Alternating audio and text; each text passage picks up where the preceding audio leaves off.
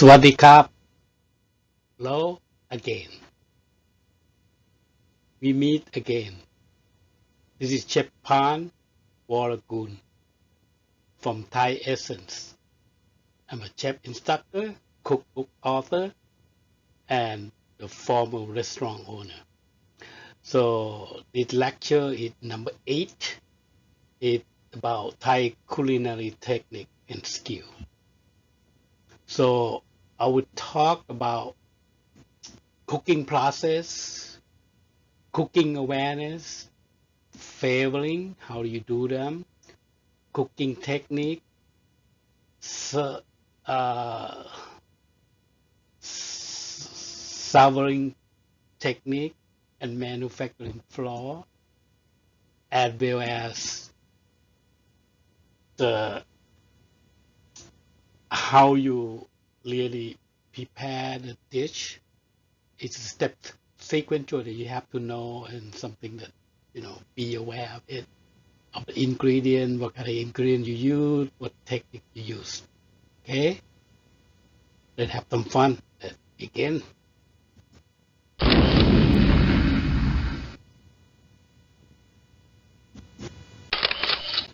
So the cooking process, when you do something, like let's go into, when you try to cook something, you have to put the heat into the system, right? And then you cook your ingredient, whatever in this case, like for example, it talking about, you know, the barbecue. This is a chicken satay. This is my chicken satay. That's the way we cook them. So then, how long you cook and what the result you're looking for. If you translate from, the mathematically, the heat equation like that, they were talking about the heat and then the specific constant of the heat and then temperature versus time, literally the how the how long do you cook and at what temperature you cook. Pretty much the cooking process, it depends time and temperature dependent. So if you cook high temperature a longer time, you get burned. You get a low temperature, get a longer time, so you get, you know, the inside and outside equally cooked. So if you change a little bit, your temperature a little bit medium and the time a little bit shorter. So what you want to do, you get something like a crispy outside, inside you moisture, have moisture and cook. Like it's a beautiful color. That's what we're looking for. We're going to go through a lot of those. So cooking awareness, we are talking about the heat and the outcome. Heat, I mean, when you cook, at how much heat did you put into the system? If the preheat is about undercooked, the low heat, it's slightly cooked, that kind of thing. And then the medium you cook. If the medium high, al dente, it means you cook it just right. So, and you use the high heat, you have to be careful. Most likely, you will burn real quick. So, this is you have to be aware of it when you use the heat in Thai cooking. Because for example, when you start do the stir fry, you start with you have to preheat the oil a little bit, and then you go low heat. Then you put the garlic in there. You have to be in the medium heat. If you go the high heat like a Chinese cooking, most likely you will burn your garlic because we do the garlic first in order to create aroma. So that's the technique difference. So what we're looking for, we're looking for the physical change. For example, the trim. If you cook the trim, if you cook too long, the trim will curl. After it curl, if you drop it, it will bounce like a ping pong, that kind of thing. So that's the physical that we're looking for. You have to, if the trim start curling, you know, you take it out, take off the heat, take it out from the stove. So you will see the color change, the trim will start turning red, bright red, and start to cold. That means it cooked. If doesn't cold enough to bear like circle, half circle, that kind of thing, that means still it doesn't cook yet. If you cook all the way, touch almost the oval, that is overcooked, overdone. This like the color change is like you cook vegetable like the leaf, the green. A minute the color change from green to bright green, then you have to take off the heat. Otherwise, we continue cooking and then we turn black. That means you overkill it. So, in order to eliminate the fishy smell, those kind of thing, like when you cook soup, right? If the water doesn't boil, don't put the fish sauce in there. Otherwise, you to smell the whole house. Fish sauce, fishy. So, it is a technique they got to know. So, you come to my class, you will know.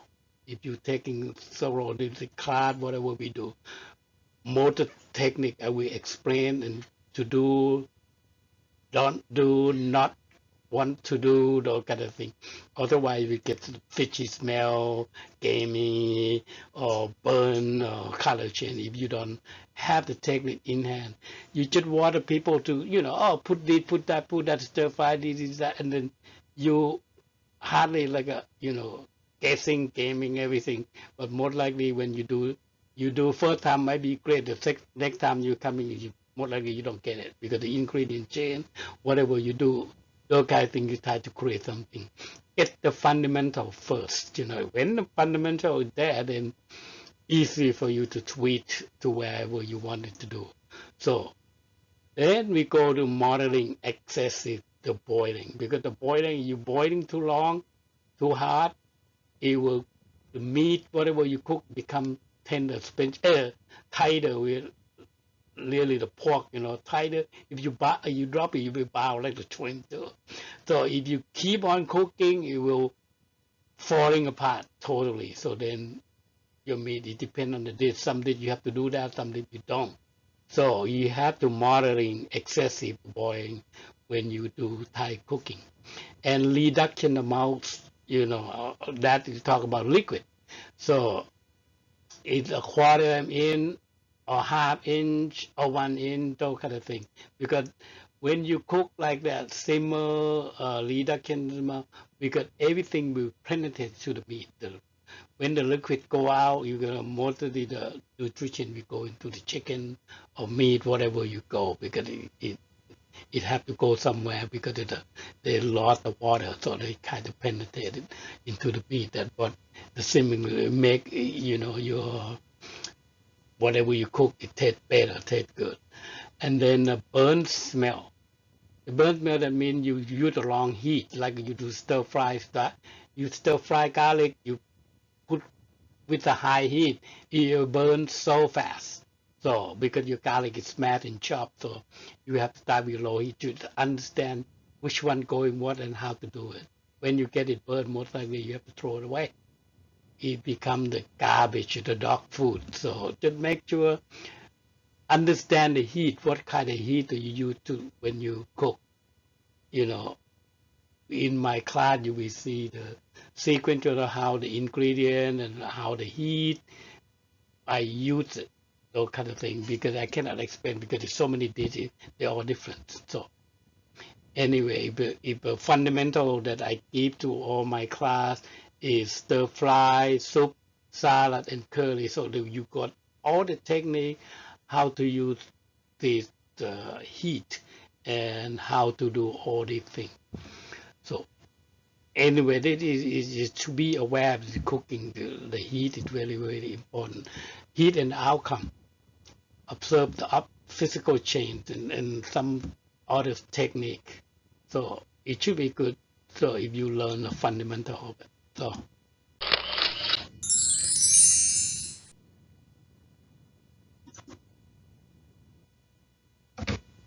flavoring. Flavoring is,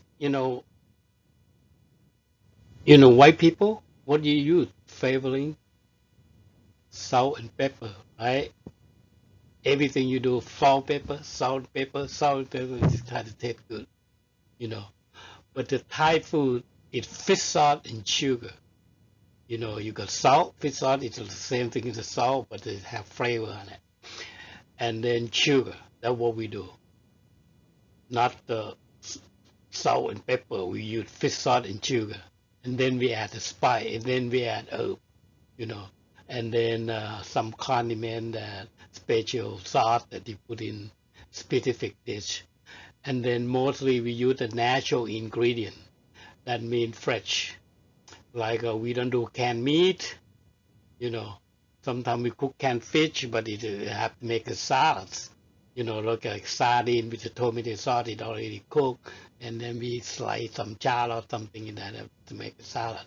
But you really have to cook, you know, like a meat, chicken, those kind of thing. We don't already, we don't open the can and use those kind of meat to do cook. With Thai cooking, it doesn't go with it. It will change the taste because they have everything else, you know, they put in there, especially the stock.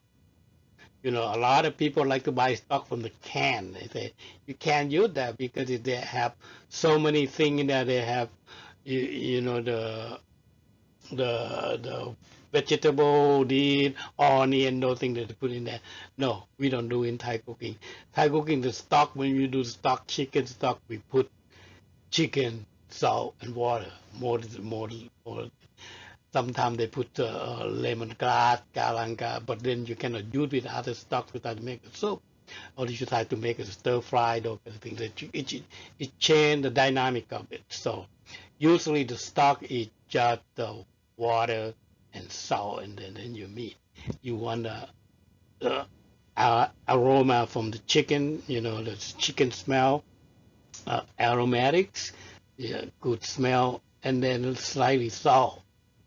And then when you cook the soup, so the easy, you just use that stock, those kind of stock. Don't put onion, don't put anything in there. It's just plain. So you start from there. So the alcohol used, the alcohol is, it for drink is good, but when you try to marinate, you know, thing before you cook or before you do thing, we don't use meat tenderizer, especially the Bangkok food. We use alcohol to tenderize the meat. And then sometimes if the meat is tough, like a big chunk of the meat, those kind of thing, we add either raw papaya, slice in pieces, or pineapple to put in there to decompose it, you know, to tenderize the meat, not decompose, tenderize the meat. That alcohol very important. Either brandy, whiskey is good. And then you have to, like a 40 proof is good. Less than that, it kind of didn't do that work that much. So those kind of 35, 40, 37 proof, those kind of thing is good, the degree of alcohol. And then if you do seafood, so use the white wine, so the best. Don't use the red wine because it could change everything. White wine you could kind of blend in with the seafood, especially the shrimp and fish, you know. Anything else you want to cook, like if I do my garlic pepper shrimp, so if usually if I have to do the big amount, so I will marinate them first with my ingredient, and then I go to put the white wine in there to help, you know, tender like the meat, add more flavor in there. When you cook like that, stir fry, the alcohol really help, you know, the shrimp to really cook a little bit better, faster, and maintain the moisture pretty well. So you want it got add a lot more flavor. You do it that way. So in the marinating time, you know, like if you have seafood, minimum you got 20 minutes. You have to marinate them. You know, if you have cook a lot of big chunk of it, if you cook for 1 or 2 people, you don't have to do that because it doesn't make that much difference. Because when the large volume, that's what you want to marinate it. And then you marinate chicken, it's at 4 hour minimum. You know, chicken, meat, pork, anything that have blood on it, you know, you marinate that 4 hour minimum it overnight the best if you can try to do marinating. And even though when you do the stir fry, they marinate, with flour and a little bit of salt, a little bit of sugar, and marinate on the meat. So that way, it preventing from meat getting bad too quick. And then when you stir fry them, they taste a little bit better. They absorb more flavor into the meat. So the marinating is important too. So those kind of thing. And marinating time, you got to know it. Seafood, 20 minutes, uh, chicken, beef, anything else, you marinate it 4 hour minimum. So anyway, and taste preparation, the taste to perfection. Everything you cook, you're supposed to taste. I see a lot of people, they say, oh yeah, because the ingredients say, oh, put this, put that, put that, put that, you follow ingredient, follow them out. But you don't taste the food. How do you know it's good? And then how good it is, you got to be able to explain it. You come to my class, you're going to do testing, constantly testing. You taste the ingredient, taste details, make the difference, and you understand to waken up your palate to understand. Okay, this kind of food, what did it taste like? And then when you do something with it, the taste change. So why did it change? Because you put something in there. It makes sense. So and the MSG now is safe because they don't do the chemical reaction anymore. They do fermentation, but they still call it MSG. I don't know. But in Thailand, they use it a lot. They use it everywhere, but I don't do them. I use the fish sauce and sugar. That pretty much. And then if they want more flavor, I use oyster sauce. And the other thing, that pretty much standard.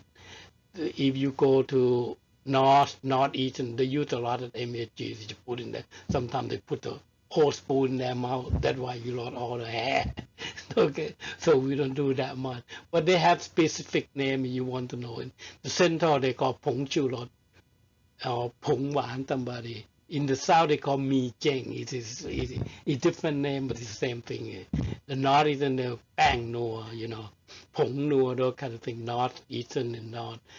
But the Japanese, they call Ajinomoto. They're the one who created it after World War II, when they use a chemical reaction, and they are this is for, enhancing the flavor.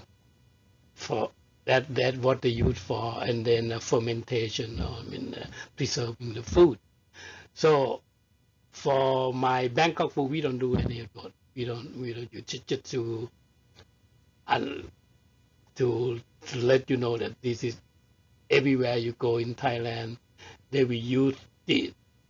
If you don't want it, you have to ask. You have to tell them no MSG. That's it. And then they won't put in that. They will do fish sauce, sugar, and a regular thing. So otherwise, they will put that one in there because they think it tastes better for them, for that taste. But for us, no. The Bangkok people hardly use MSG. You go every household, they're different. Okay. So now this is estimating marinating time. This is going to go to more specific. See, the poultry is about 3 or 4 hour minimum. Beef or the lamb is about 4 hours. Fish about 30 minutes. Seafood 20 minutes. Fish because they have more body, more meat, more surface area. You need to a little bit longer. 30 minutes is good.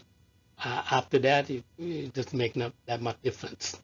Because sometimes if you put too salty, then it gets saltier, those kind of things. 30 minutes is good.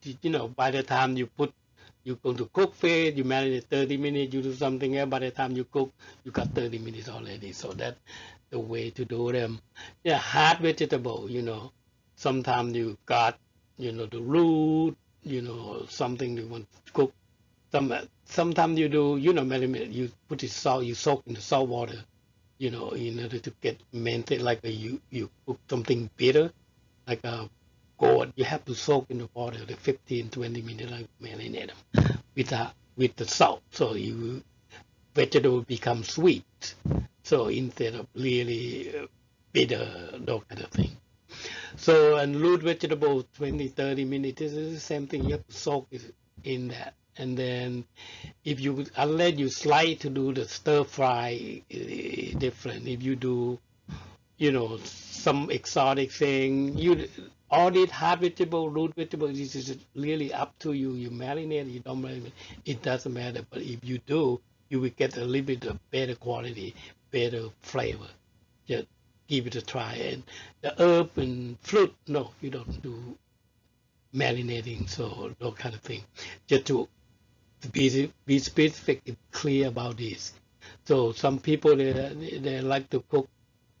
Sometimes they cook seafood, they grill it. You don't have to do it, but you go to stir fry, you can do something like the shrimp, garlic pepper shrimp. You marinate it when you take it out. When you do this thing, you take a lot more flavor. It exploding the flavor in your mouth when you sunk your teeth into it when you cook. Anyway, this is Thai cooking technique. This is a lot of people cannot explain it. I always tell my students, this is when you do Thai cooking, this is the step, the thing that we're looking for. First thing that we creating aroma. Then we add the flavor, any kind of flavor you want to do, and then the building the texture. This is how long you cook something. Like you cook the chicken, if you cook too long and you have ingredient ahead of you that you put in there, if you burn, the size of your chicken have to, you got to know the compromise of your chicken. You get everything bite size, but some people bite size bigger than the other. That's why you got to have to when you're building the texture. That means you cook vegetable or something, vegetable to be when the color change, then you stop cooking. And how you going to do? You put the meat in first, and then you have to put a hard vegetable. Like I give you for example, like the kale, Chinese kale. You have to leave. You have to stamp, right? You don't throw stamp away. Stamp is the best. It's the best nutrition, bad crunchy, bad texture. So you peel them and then you slice in the bite side. And you stir fry when you have garlic frying aroma come out. You add meat in there, you get flavor of the meat of the chicken, whatever it is. And then you building the texture, you add vegetable, you add hard vegetable in there. And you keep on stir frying, and then you put the green vegetable, the leaf, the green vegetable in the middle, and then you balancing the taste, you know. Then when when the color change, so that means your this is finished. You take off the heat. The leaf turn from slightly green to green. That means everything you do step degradation. By the time you finish the color, the leaf turn bright green. That means everything is cooked. So and then the presentation. You finish it up. Sometimes you put a herb in there, but presentation, that's what it, where the food is caught more when you do the restaurant part, because you did not just pour the food in there on the table. Oh yeah, your food. That it make the food. Maybe the food is good, but the presentation is bad. That's why it's cheap. If you go to the restaurant, you see the presentation, they arrange it nicely, those kind of thing. It's only three things you do, three opposite and contrast color. That's all you do. And look at your plate, what kind of plate you have, or what kind of color of your food in there, and then you add more three color opposite to contrast. So everything should be stand out. You will see what I have it, how the thing work, how to do arrangement. We're going to go some more. This is a cooking technique that every dish can be like that.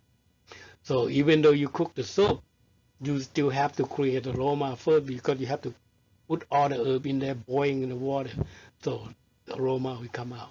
So everything to do this is light on. If you follow the aroma, flavor, texture, taste, finish it up in presentation. That's Thai cooking technique that I want to present it to you. This is, a lot of people cannot explain it. This is what it is. And then you have this taste development. Taste development, you not to have salt and pepper, you don't know, and sometimes the sugar, and you don't know anything else beyond that.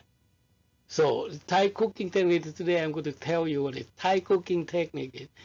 It's a lot more involved. So you have sweet, you have sour, you have salty. These are all the taste. We already went to the medicinal taste.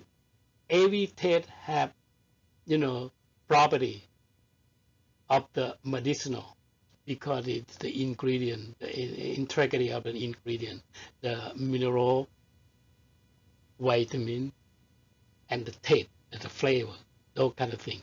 So it's in there. There's sweet, sour, salty, buttery. You already, a lot of these people know that but I think the white people know, I mean, sweet and sour, salty. When you talk buttery, they know, but they need to recognize what is buttery. It, you know, coconut milk, cheese, those kind of stuff, or something buttery, oil, those kind of thing. So they probably don't. And after that, you got the bitter, you know. The bitter, it come from, the vegetable that you use, or mostly mainly vegetable. So it have bitterness in there. That's the medicinal part. Usually, the bitterness is like you have bitter gourd. How you make the bitter gourd sweet? You have to do the salt and bitter. That's the lingering between the salt and bitterness. If you put the salt in the bitter, marinate, rub it on the bitter gourd will react. It becomes sweet. The same thing in the pineapple. When you peel the pineapple, you open the pineapple. After you cut, you take all the skin out. And if you rub with salt everywhere, all over the place, and then you let it sit for 10, 15 minutes, and you come back and cut, and you taste it, it's changed. It's much sweeter, it's much more juicier. It changed the whole dynamic of the pineapple because of the salt, okay? Because the lingering link between the two, okay? It's a lingering. It transition of the taste between the two, from the bitter to the salt, and become sweet. That we call lingering between the two. Okay, and if you have the sour and sweet, you say sweet and sour. This is why it's so popular, because it have linger. It linger from one to another, from this section to that section, but it is transition and lingering. Okay, then if you have butter, you have something spicy. That's how the lingering works. So this is from me. So a lot of people who cannot explain it, why taste development is important, because this is how it works. It links from one another, is compromise, opposite and contrast, and they put everything together and make the thing it mouthful. Okay? Let's go to the next one. Let's see what you're talking about. When you're balancing the taste, in not sour, salty, buttery, is simultaneous effects. So we have to pull all that thing in one dish. So if you learn the technique from me, you will know how to do them. All my students have no problem. But the big problem they have when they started, they say balancing the taste. If you overshot the runway, like you make a salad and you put so much lime juice in there and they become too sour, what are you going to do? So you have this amount, that amount, that amount, but it's too sour. You have the dumping taste because you put it in your mouth, it goes too sour. And then after that, you don't taste anything. What are you going to do? So you're going to bring it out the sour. You put the sweet in there. The sweet and sour are going to come in, slowly come in, and it will balance, to make it simultaneously affect sour, sweet, salty, what kind of thing. That is the cheat sheet that every time I give the class, I hand out this. So this is what to do. If too sweet, what to do? You got salt and water to try to dilute it out and to try to change the composition of it. And then if you have too salty, you have three things that you can do depending on what you use. If you can use water, you can use buttery thing, or you can sweet. That when you really have a good command of it and you want to tweak, this is what you wanted to use. So this is the good handout that I give to all my students. They love it. They say this is the most helpful of all because you don't because when most of the time when they do is too sour, what you do and what are you cooking? So depending, you come to my garden, they say, we ask first thing, oh, it's too sour. What are you cooking? What kind? You cook soup? You cook salad? You know, those kind of things. So then you can be able to balance it. This is the fundamental. This is another one is for me. Nobody have this. Only me. This is only the cooking technique. Pretty much I put it together in my packet. I guarantee nobody else have it. Okay? I'm the one who created. And the Savory technique. So we're going to talk about three things, four things. Because it's sweet, sour, buttery. Then you got salt. You know, the salt side, you have fish sauce, it's salt. You know, salt is salt, right? And then you have the soy sauce. You know, many kinds of soy sauce. It's salty, pretty much. Okay, we're going to take a look at it. This is because everything can go together. Some can, some cannot. So this is what you're going to do: fish sauce with a sour, buttery, salt with a sour, sweet, buttery, you know, soy with a sour, basically. So we're going to go take a look in the next. So using fish sauce, you know, fish sauce can go with the when in this is where the sugar side, you know, sweet side. So you don't use fish sauce with honey, period. Because a minute you do fish sauce with honey, it never blend together. The fish sauce will stand out and become stinky, you know, because it cannot combine or marinate to eliminate the fishy.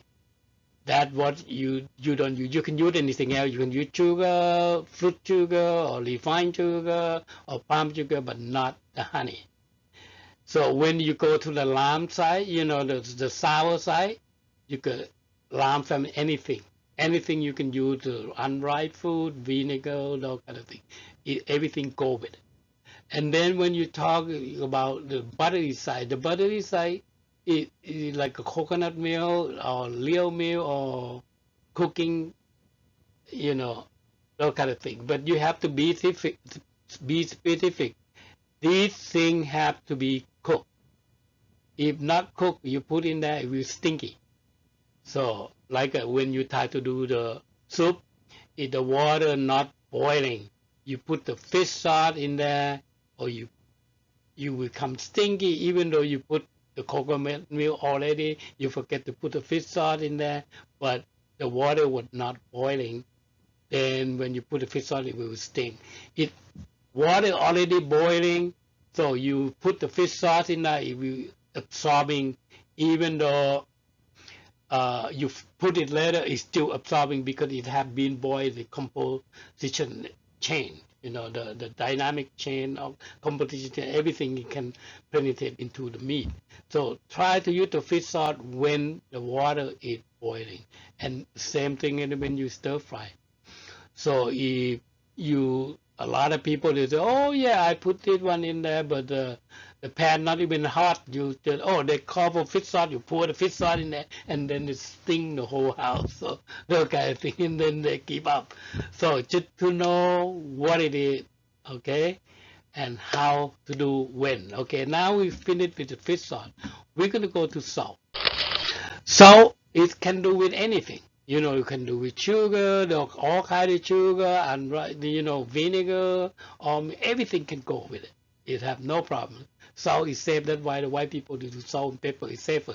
They can do anything, but if beyond that, they can't balance in the taste because they got everything is bland.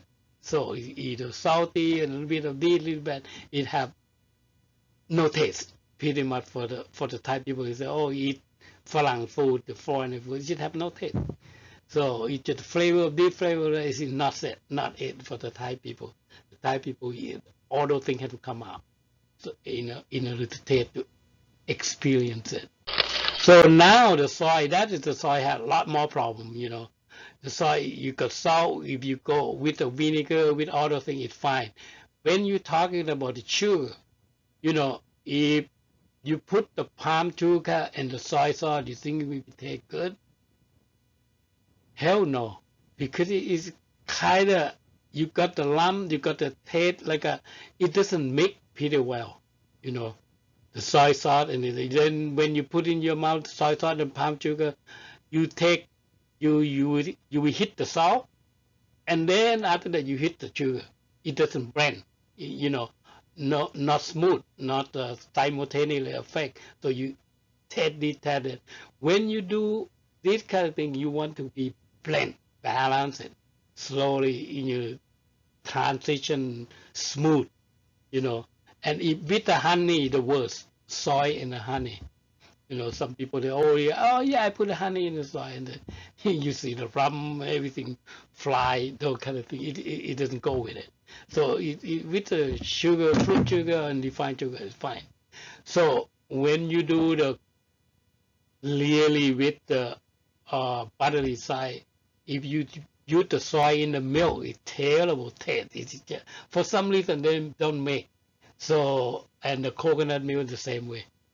Like people put I make chicken coconut soup, and then they put the soy sauce, and they cannot find fish sauce. They put the soy sauce in, and then they taste bitter, and then it taste doesn't come. They don't blend. They can't blend. So just to be aware of all this, because if you lost or you didn't remember, you can come back to see the video. That what it is not certain thing can go with certain thing, but a lot of things it make no sense. Okay.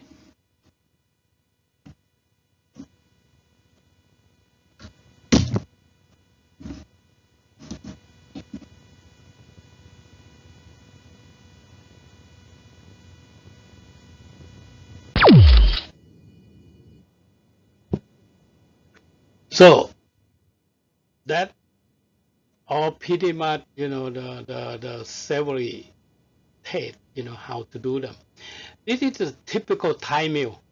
Most of the Thai meal you see, they don't eat just one plate meal that much. When they talk about meal, they want to eat like you have 4 5 things there.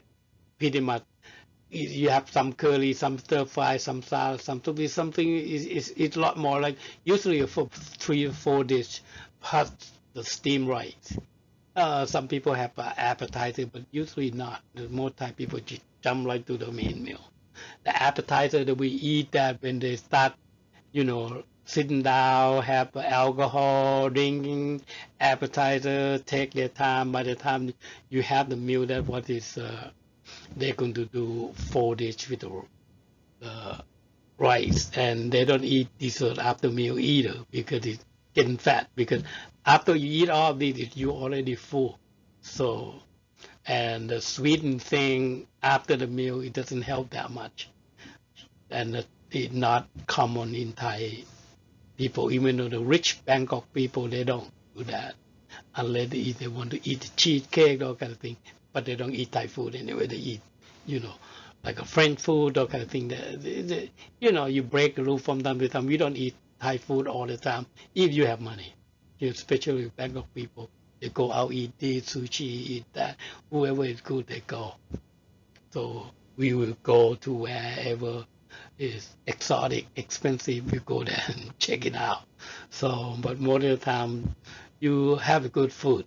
So no doubt, but your wallet is broke, it's tear, so it's expensive. But if you eat like a normal, regular people, you go to decent restaurant, that's what usually they eat. This is what about at home, that what you eat. So anyway, typical Thai meal, that's what I'm talking about. Then this is another thing that Thai people know a lot, but not too many people can explain it. Okay, it's the art of eating. You know, Usually when you go to Thailand, you see people gathering, and you have a whole bunch of food, and this, huh? What the hell is that? There's so many dishes. How can you eat?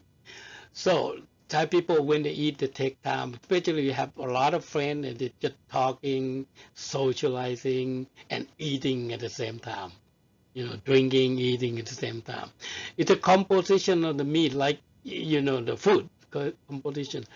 So usually they will order this kind of food, either curry, some curry dish, some salad, stir fry, whatever they have the specialty in whatever that restaurant is.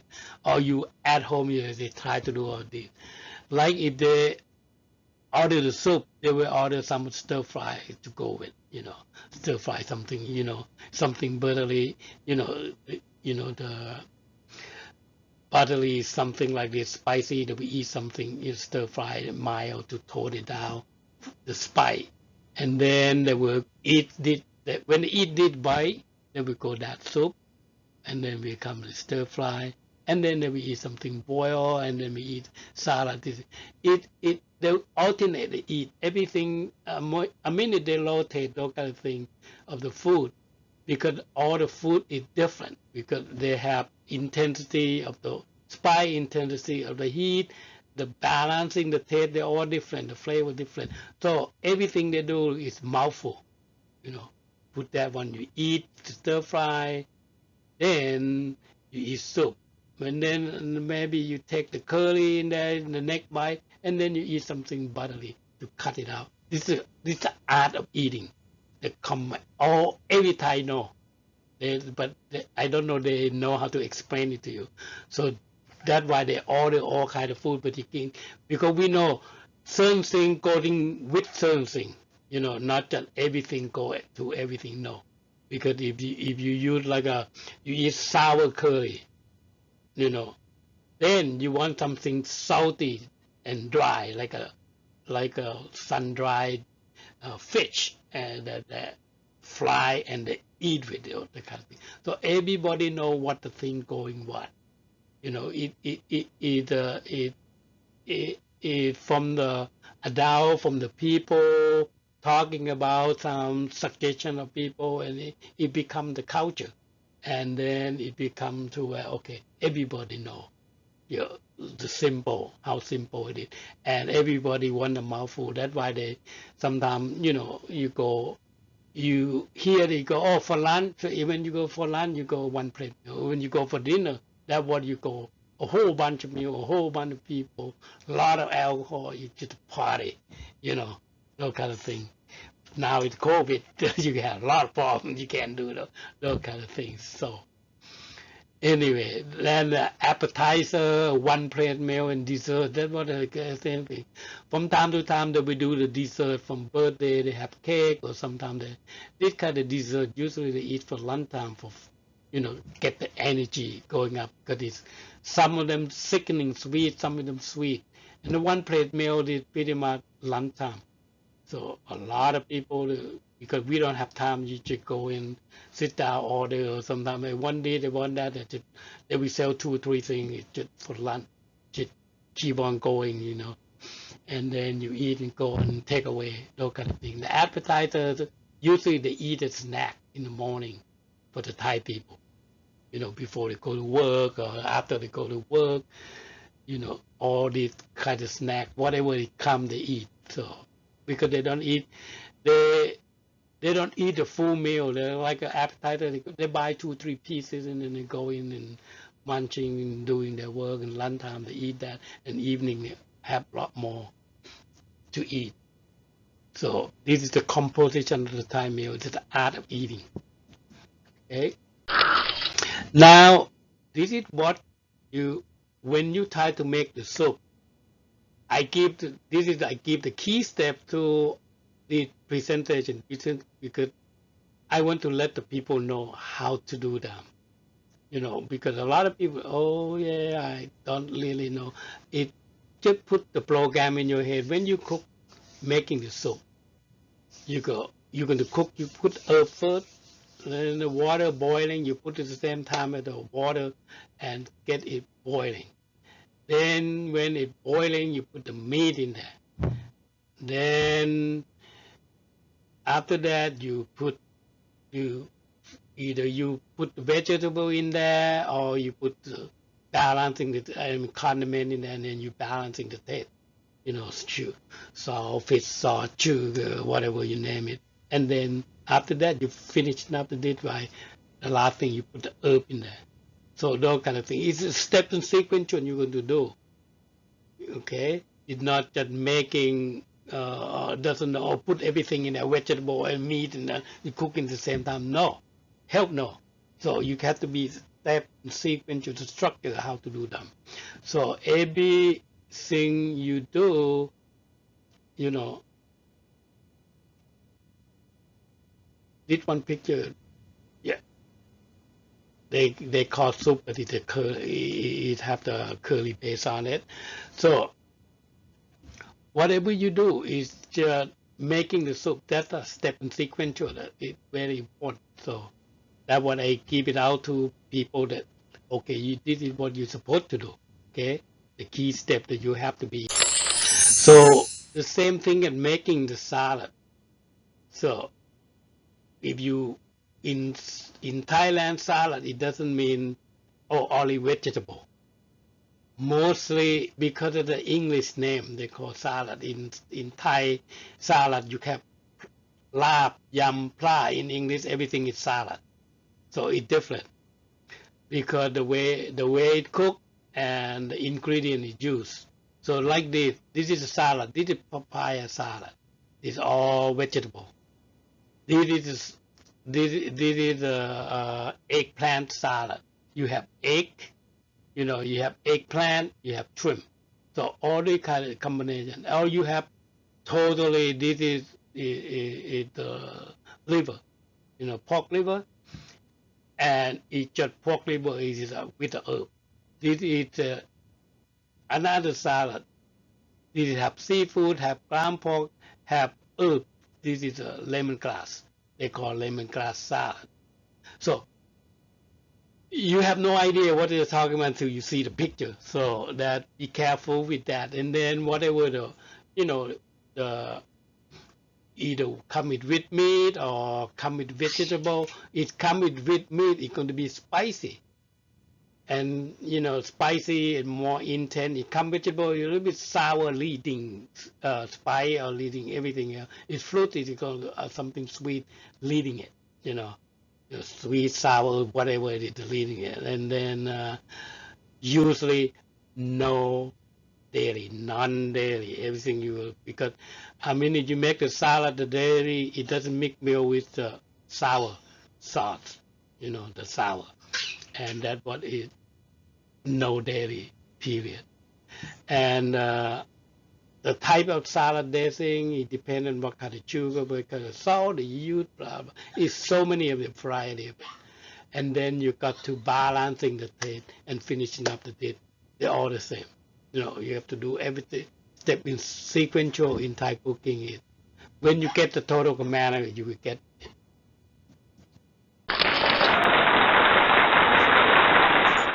making curry. This is I'm pretty much all my students can have the total command in one session. Because the way I teach it, they say it's easy to understand, know the concept, and try it in one time work. So you have no problem with that. And then they say, oh, that's the best way to learn how to cook the curry. So pretty much, if you cook, we have curry with the coconut milk, curry with no coconut milk, and have some more liquid, curry with the coconut milk or no coconut milk, have no liquid, that's late liquid.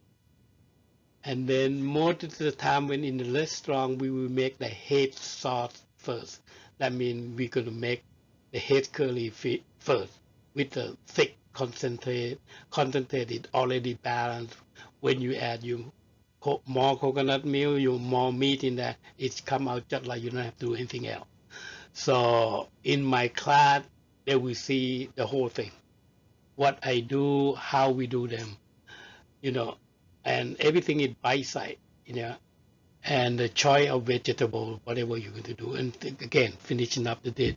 So we give example like I cook the green curry here. First thing you have to make the sauce. You know that means the curry sauce. You're going to cook. You're going to fry the curry first. This is the green curry with the oil until it everything is it mixed together pretty well. Then you add a little bit of coconut milk to make it like a sauce part. Then you add the meat to make sure the meat and the thickened sauce exchanging the fluid. When you cook the meat, they start to shrink, right? That means they keep it out of water. Naturally, within itself, they want to suck everything in. You try to maintain the moisture back into the meat.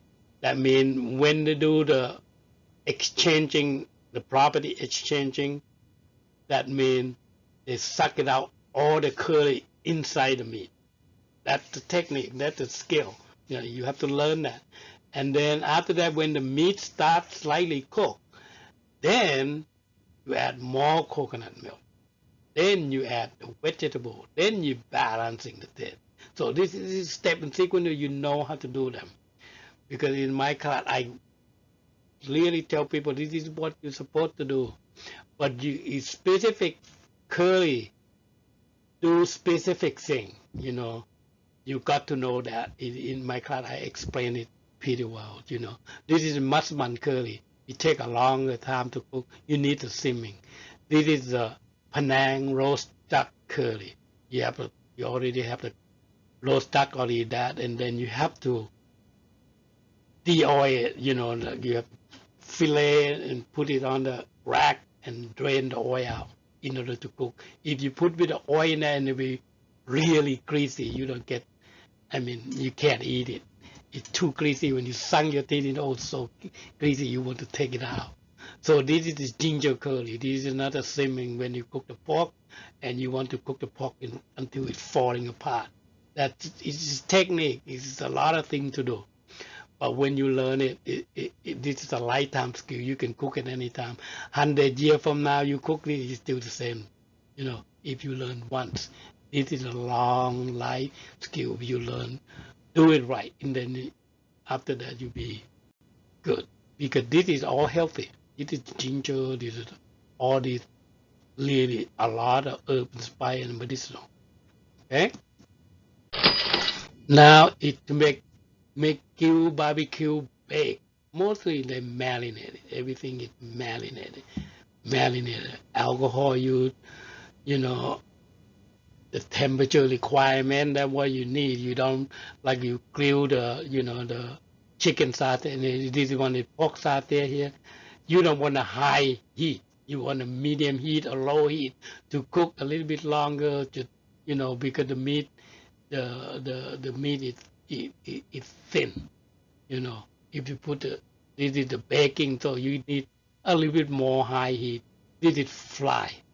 This is you wrap. You have a pandan leaf, and then you wrap it. And then you fry them. It doesn't take long to fry because everything inside here is small piece of the meat, but it already marinated. When you fry it, it will cook so fast. So it's the time and temperature different. And then the technique like a char or barbecue is different, oven and chuck. So you got to understand what kind of thing you're cooking and at what temperature you're going to use and how long you to cook. So very important. Though it come with skill, you take, you do one thing too many and have the good people explain to you why become this way and how you do them. Okay? And in making stir fry is the same thing. I went to many times. You fry the garlic, you do those things. It easy. You stir fry oil, garlic, then meat, then vegetable, then balancing the taste, and then you serve. So those kind of things. When you do the stir fry, try to eat when it's warm. The last thing you're going to do before you sit on the table, that when you do stir fry. If you do stir fry head, you have to stir fry it, cook with meat, like this type, have a lot more meat and then they last longer. But then the herb, you have to do the garnish last because you put some herb in there and then you still have more herb to garnish last before you serve because you have to keep this thing warm in the warmer 170 degree so that it keep it warmer. But that's why to eliminate all the problem, you do stir fry last, and then you come out hot, sit on the table, and everybody can eat. Because you're not going to cook one thing, you cook a lot more things, they can eat something else too. So most of the time, the last thing you cook, the chef will cook that, and then they will sit with you and eat. So whatever it is, when you do the stir fry, okay? Bite size very important because it bite size you cook faster. And steam, boil, dip, this kind of thing. So you usually we steam with a multi-stacking, 1, 2, 3, 4. So that means you cook a lot more amount of it, And if you can do the dip, you need a mortar and pestle to pound them because you don't use it in the blender. This is a lot of people try to do it in the blender with, with the Thai dip. It doesn't work that way because you want to pound it. You want the oil to come out, the aroma to come out. You have to pound it. So, and especially the oil, the enzymes, all those things, it have to come out. So, and this is like you can do a lot of devil egg, devil egg. What we do, this is they call kai look, I mean the son-in-law egg. So what you do, they boil the egg first, and then they peel it, and then they fry it to get the texture outside is crunchy, and then they split it open and they make the tamarind sauce and pour it on top of it. So it's a technique how to do them, It's a lot more thing. This is you boil egg. This is you steam. This is steaming. This is dip. So it's just a lot more thing to do. A lot more dish to learn. So if you stick with Thai food, you are healthy. That's what it's all about. So in presentation style, I want to talk a little bit because a lot of people like, oh yeah, my food doesn't look good. What is it? The key is the geometry. You follow the geometry. Whatever you're going to do, geometry, you're going to make things look good. And then whatever the dish you use, usually people like to do the white. The white dish, white color is good because then you can have 3 more color, opposite and contrast. Like you see here, I have this, the dish is white down there. I have the meat is slightly white and slightly brown. Then they add the green in there. Then they add the red in there. It stand out. Like this one, you see, I have the yellow. I have white. I have yellow. I have green. And I still using geometry of the trim. Follow the plate. So it's very simple. 3 color. Okay, opposite and contrast. They're all different. If they like this one, it doesn't have a lot, but I use only 2 colors. I have the yellow here, right? And I, my plate is white, and I add the green in there. Everything pop out. Geometry white stand out. If you don't have geometry, what do? This is what you do. You arrange, you add more color, you add red, add green, something to stand out nicely. And it's geometric trap you can arrange to where the don't overflow around it. That all it does. Some people do this, you make your own container and then you add 3 colors. It's the same thing as this. So you make the shape, you add the shape in there. That's all it's about.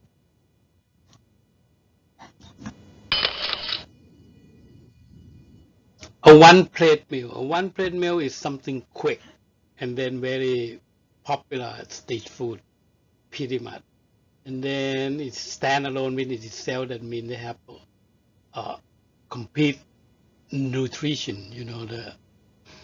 They have fruit and they have vegetable, they have protein, they have meat, they have all kind of thing in one place. It have the complete nutrition in one place, in one meal. So it's popular everywhere in Thailand you go. If you want something quick, and then it is balanced nutrition and have accompanying dish, sometimes not. It usually served in lunchtime. So this is the salad from the south. So you have a coconut flake, you have all kind of thing in there, different kind of vegetable in there, and then when you eat, you put the salt in and mix together and have the rice in itself. So this is they call pat khana in Thai. This is uh, they call pat siu. A lot of people know that.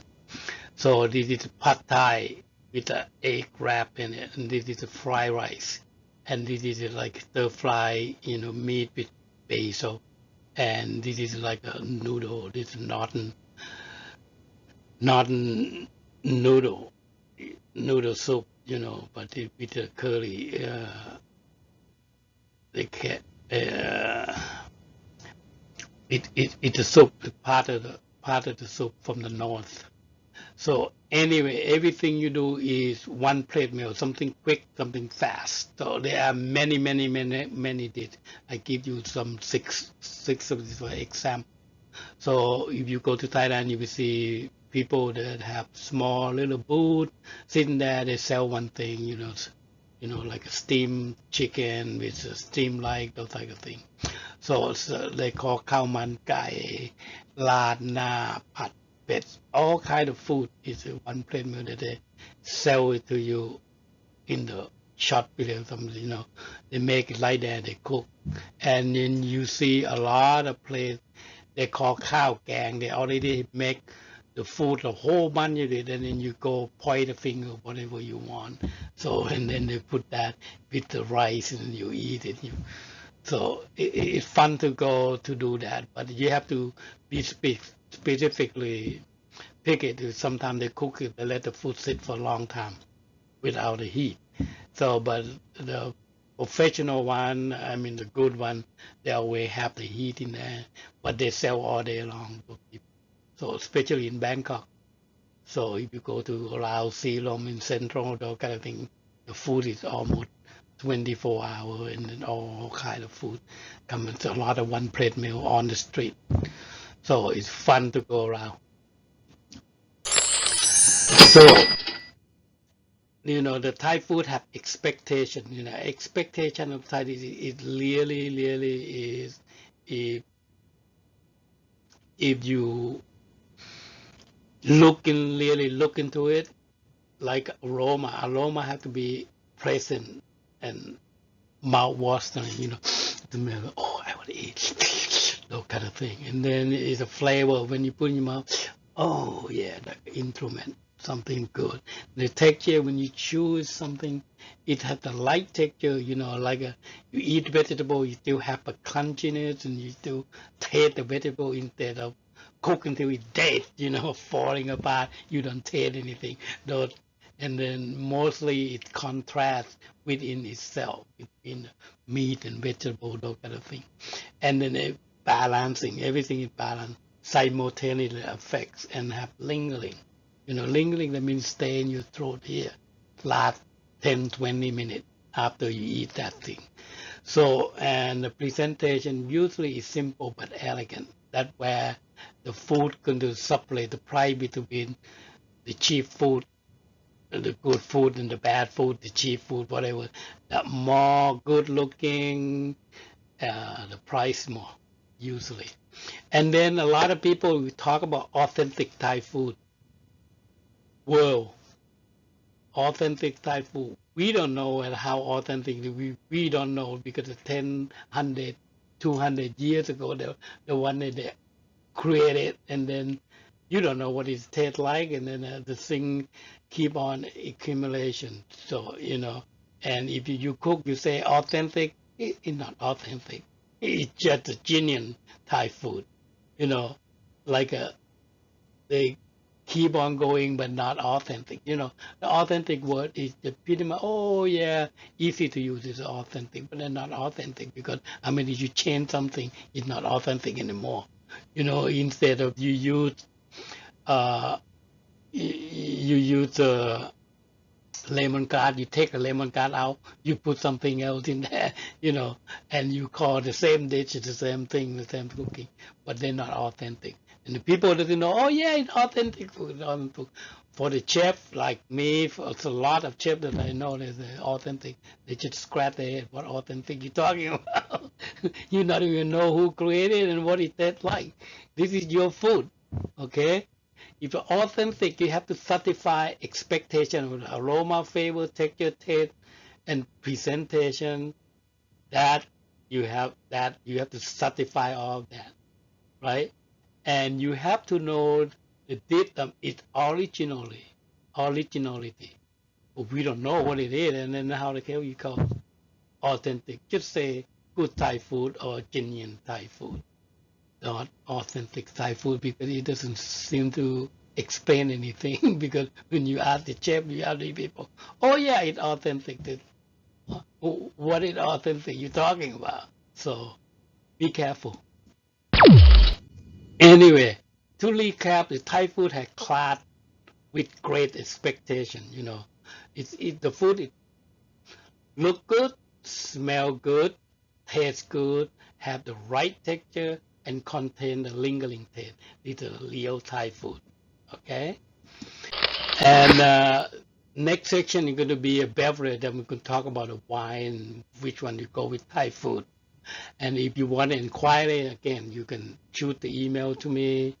You want to have the birthday uh, present to your family, we're going to cook together, to different location. They live here, you live there because okay, they live in New York, New Jersey, live in Germany, and you want to make that, at your specific group to do the cooking class via Zoom with me. Let me know. It's not expensive, so we can arrange it. Just shoot the email to do all those kind of things. So I can do that because now I don't care where you at. The most important, you find the ingredient. But the Asian store is everywhere in the world, so you should be able to do it. And you have to speak English. So I will speak English and English with you. So anyway, we can set it up that way, so and then you can pay, because I will set it up via PayPal to where how it pay, and then we go from there. Okay. And if you're going to buy the cookbook, the other thing is we have to go to my website and see more information on that. So this is going to be upcoming Zoom class. This is public. This is a hand-on. The way I do it, I just do the same thing that I do, in my cooking class everywhere I go, and in my Santa Rosa Junior College that for the community education. So my regular class is 4 hours, you know, but in the Zoom class it's going to be 2.5 hours. But instead of 4 days, we're going to do 3 days or somewhere there, because the length of the ingredient, how much involved, those kind of things, so we have to compensate on that. So, and then the class, I don't care where you are, it's your location, you got one window, you got how many friends you're going to do, or with your family, those kind of things, you learn together. And when I do my class, I do demo. So then I explain the step and sequence of how you do them, the tape, everything else, and then you're going to do them, and then go to zoom at you and look at your outcome or your thing. If you have, if you're right or wrong, I can see by the color, I can see by the texture, I can tell what went wrong or what's good or not good, and I can pretty much literally tell what it tastes like if the color coming out right to me, because the sugar content, salt content, you know, uh, those kind of thing, it will dictate what it look like of your cooking. You know, if you skill enough, you'll be able to tell. You know, for my class, when I do regular class, because when I do my demo, students have to taste my food and then have the reference. And then when they cook there, they try to mimic whatever I show them what to do, and then I go around to assist. But this way, I'm going to assist you via Zoom, okay? And you have to buy the ingredient yourself, and we give the information where to buy it. But in your location, you can do the research. You can Google it to find Thai grocery store, and we will tell you what to buy, and then we tell you how to prep it, and then I will do a lot of prepping and film it, and then put it in my website, and then you can go in to see, okay, this is how you prep it, and then we will cook, because the cooking part, that was the key. If you can be successful in Thai food, making Thai food, effectively, you have to know the technique. You have to have the people who can explain it to you what is going on. It's just not just throw everything in there and, oh yeah, that's good. How good is it? What is it? The food looks like crap, and then you still say good. You're faking it. So, but we don't do that. We just make you get it when you do it. More than my students, I got almost 300 or 400 students by now, 15 years. So they're all happy. They have no problem with that, because I explain thoroughly how we do them.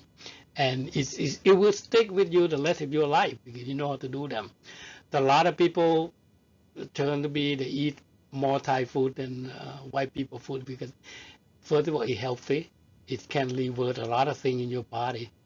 You know, I have people have this all diabetes. Oh, we can't eat sugar. So yeah, we tone it down. You put more herb in there, do those kind of thing. And people have gluten-free. That I have a lot of people that have gluten, and then I have to explain it. In my Thai food is 100% gluten-free, because the way you choose your ingredient, specifically salt, you read every one of them, and you know the component in what is in there. So it have gluten, or don't have gluten, and what are those things, explain it. So I do healthy, delicious bank of food with the classical Thai cooking. So this is I'm going to run these things a little bit. This is my short portfolio, so you know who I am if you just come into this presentation. Okay, here we go. And thank you for watching. See you again in the next session. ขอบคุณครับ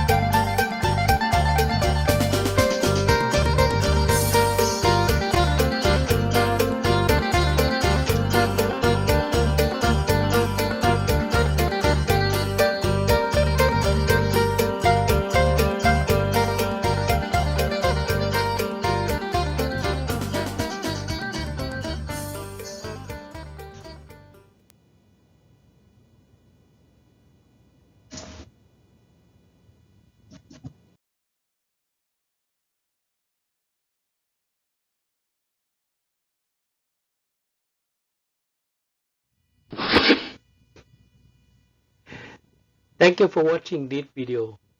Hopefully, this video enticed you. If it did, please share. You can follow us at thaiessence.com. THAIESSENCE.com, or on the Facebook at Kunpan, KHUNPHANT, at Kunpan on the Facebook. And the YouTube, Classical Thai Cooking by Chef Pan. See you on the next video. Have a pleasant day. Until then, ขอบคุณครับ